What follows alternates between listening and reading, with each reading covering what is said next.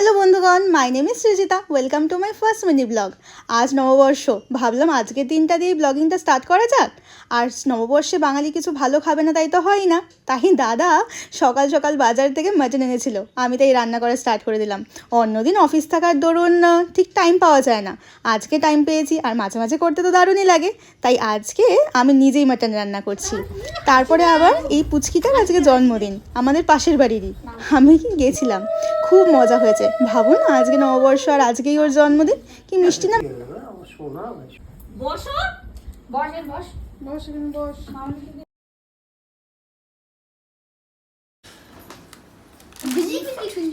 আবার পোজ দিতে হবে, ঠিক আছে।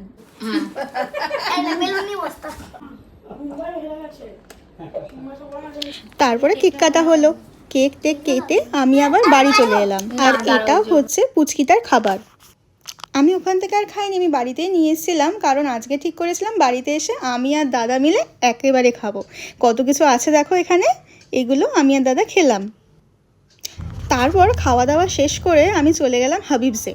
আমাদের এখানে একটা নতুন হাবিবস খুলেছে, তো বেসিক্যালি আমার চুল কাটাই ছিল, একটু জাস্ট ছোটো করবো ভেবেছিলাম। তো এটা হচ্ছে আমার আফটার লুক। তারপরে বাড়ি এসে যা হয়, একটু পাগলামি না করলে আমার আবার হয় না। ঠিক আছে, চলো আজকের জন্য এইটুকুই। ব্লগে যদি তোমাদের কিছু ভালো লেগে থাকে তাহলে লাইক, শেয়ার, সাবস্ক্রাইব। বাই।